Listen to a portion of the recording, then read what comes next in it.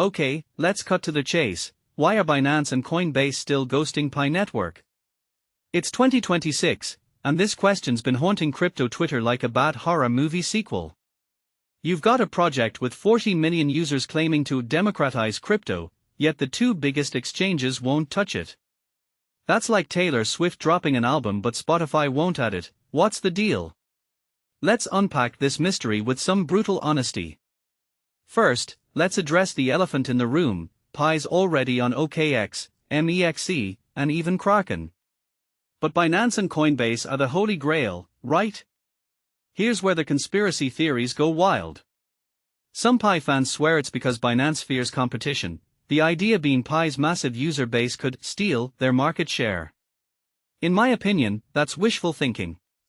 Exchanges don't list tokens out of jealousy, they do it when the numbers make sense. Coinbase isn't rejecting Pi because it's bigger, they are waiting for Pi to prove it's not just hype with a 2023 Chinese police warning hanging over its head. Let's dissect the real issues.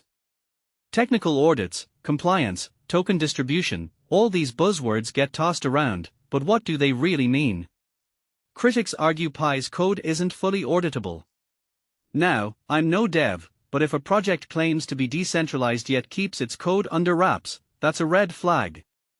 It's like buying a car with the engine sealed shut, you don't know if it's a Ferrari or a toaster. And exchanges? They are risk-averse dinosaurs when it comes to regulation.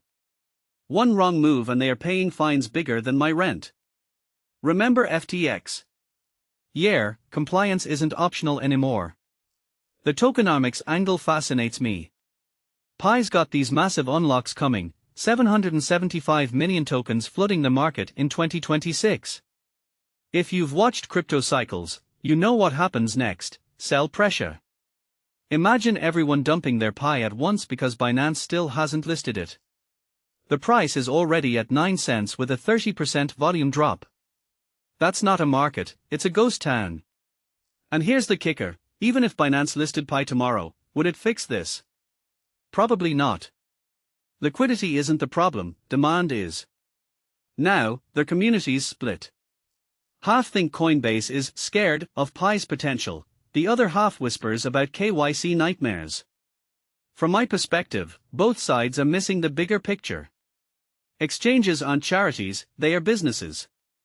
If listing Pi meant a 10% chance of getting shut down by the SEC, would you take that gamble? Hell no. Binance 2025 community vote got 86% yes, but votes don't pay legal fees. This isn't democracy, it's risk management. What about their utility rumors? RoboPay partnerships, machine economy integrations, cute. But let's be real, paying robots with Pi won't matter until I can buy a coffee without my barista googling, how do I accept this? The Protocol 26 upgrade sounds fancy, but without real-world use cases, it's just code. And Pi's 40 million users. They are not an economy, they are a waiting room. Until they are transacting, building apps, or creating value beyond holding, it's all theater. Here's my hot take: the listing obsession is a distraction. People act like getting on Binance is the finish line, but it's just a pit stop. Bitcoin didn't become king because of Coinbase, it became king because people used it. Pi needs to stop chasing exchange logos and start building an ecosystem so compelling that even skeptics like me go, okay, that's why. Because right now, the math doesn't lie. 40 million users, 9 cents price, 30% volume drop, that's not a success story. It's a cautionary tale about confusing scale with substance. So what's next? Maybe Pi will land on Coinbase in 2027. Maybe it'll crash to 1 cent first. But the deeper question isn't about listings, it's about whether Pi can evolve from a mobile app gimmick to a real economic network. And honestly, that's a challenge no exchange can solve for them. What do you think? Am I too harsh, or are we all just enabling a crypto Ponzi scheme? Drop your hot takes below.